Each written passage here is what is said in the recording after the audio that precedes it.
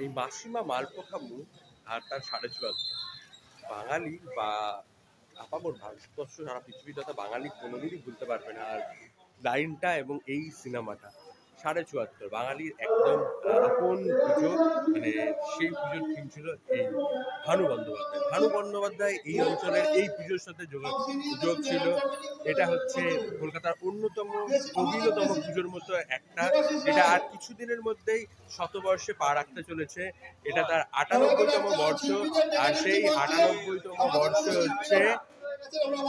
রয়েছে চারু অভিনয়ের নবপল্লী। এই নবপল্লীর পুজো কিন্তু প্রচুর পুরনো, ৯৮তম বর্ষ, আর ২ বছরের মধ্যে শতবর্ষ, আর সেই সেলিব্রেশনে আমি চলে এসেছি খুঁটি পুজোতে। চলো ভেতরে যাই, খুঁটি পুজো শুরু হচ্ছে।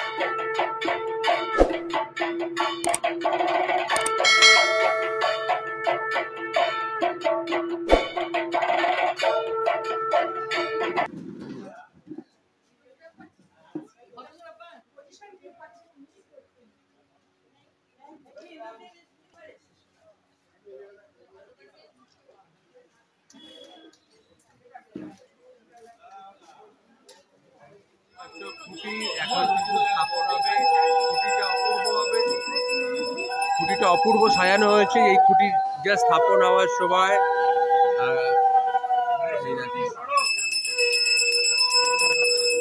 খুঁটিটা অপূর্বভাবে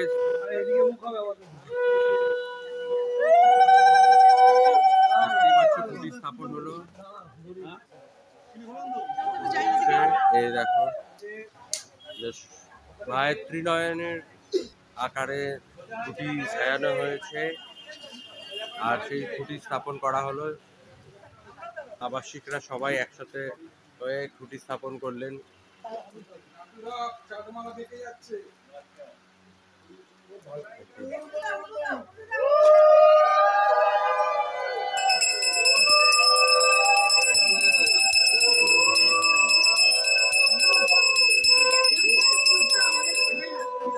সবাইকে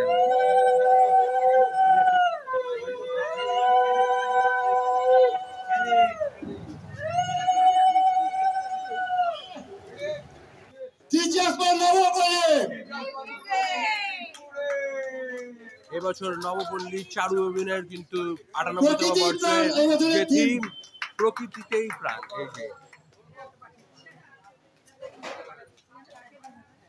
শিল্পী সুভাষী শ্রী এবং সৃজনে এবং রূপায়ণে এবং প্রতিমা শিল্পী প্রদীপ পাল, তার নেতৃত্বে এই বছরে কিন্তু অন্যতম মানে প্রবীণতম পুজো কলকাতার চারু এভিনিউ, নবপল্লী চারু এভিনিউর কিন্তু থিম উদ্বোধন হয়ে গেল প্রাণ, প্রকৃতিই প্রাণ। মানে প্রকৃতির উপরে কাজ হচ্ছে।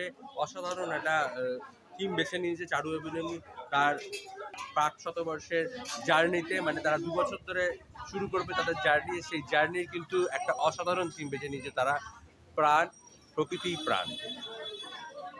তো আমার সামনে রয়েছে চারু এভিনিউ নবপল্লীর অন্যতম সদস্য ইন্দ্রজিৎ দা। ইন্দ্রজিৎ দাকে আমার চ্যানেল এবং অভির তরফ থেকে অসংখ্য শুভেচ্ছা বার্তা ২০২৪ দুর্গোৎসব।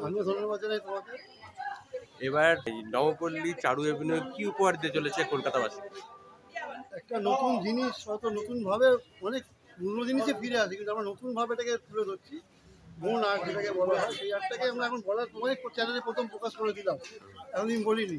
এরকম এইটা তুলে ধরছি অন্যভাবে, মানে একদম ন্যাচারাল ফুটিয়ে পুরো জিনিসটাকে তুলে ধরা হচ্ছে। ওই আর্ধেক করে দিলাম, ক্যাপচার দিলাম, সেটা নয়।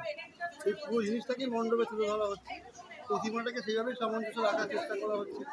আশা করি এই কোটি কোটি টাকার পুজো থেকে একটু আলাদা হয়ে নতুন মাত্রাটা পুজো দিতে পারবো।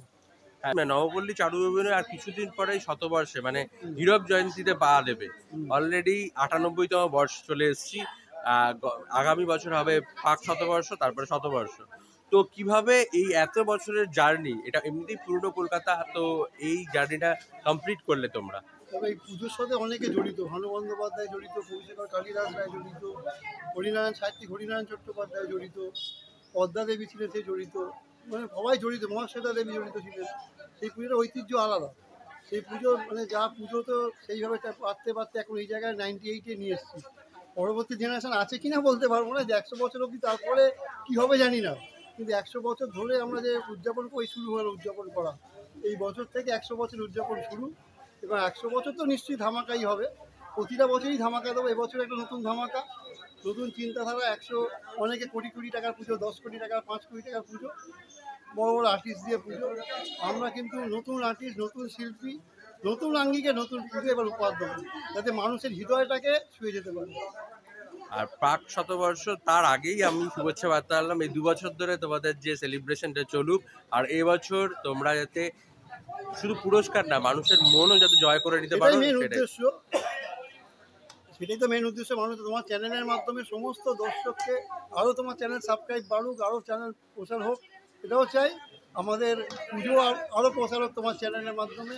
সেই দুই পক্ষেরই শুভেচ্ছা বার্তায় রইল, বিনিময় রইল, যে আমরা তোমার চ্যানেলও বাড়বে, আমাদের পুজোর প্রচার বাড়বে, নতুন মানুষের ভিড় হবে। হ্যাঁ, কথা দিলাম মানুষকে নতুন পুজো দেখার জন্য আসতেই হবে, ভুলেও ভুলবেন না যে আসবো না।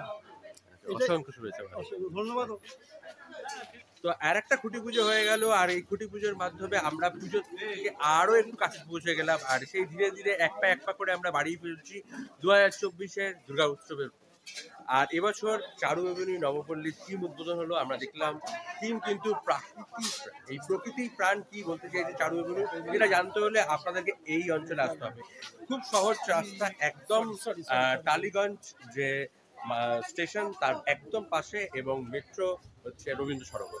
চলে আসতে হবে খুব কাছে, জাস্ট পায়ে হাঁটা 2 মিনিট ওই স্টেশন থেকে বা মেট্রো স্টেশন থেকে চলে আসবেন এখানে। আর এদের পার্ক শতবর্ষের, মানে এখন 99 না 98 বছর, সেই সেলিব্রেশনে আপনারাও যোগ দিন। এই বলেই টাটা হচ্ছি। আবার বলে রাখছি, যারা নতুন দেখছো তারা চ্যানেলটা সাবস্ক্রাইব করো, আর ভালো লাগলে, খারাপ লাগলে, যাই লাগবে কমেন্ট করে জানাও, আর যারা ভালো লাগছে তাদেরকে লাইক করবে। এই বলেই টাটা হলাম, আবার দেখা হচ্ছে নেক্সট ব্লগে। পরপর খুঁটি পুজো আসছে, পুজোর প্রিপারেশন আসছে, ঠাকুর তৈরি আসছে, সব কিছু দেখে নেবে এই চ্যানেলেই। এই বলেই টাটা হলাম, টাটা, ভালো থেকো সবাই।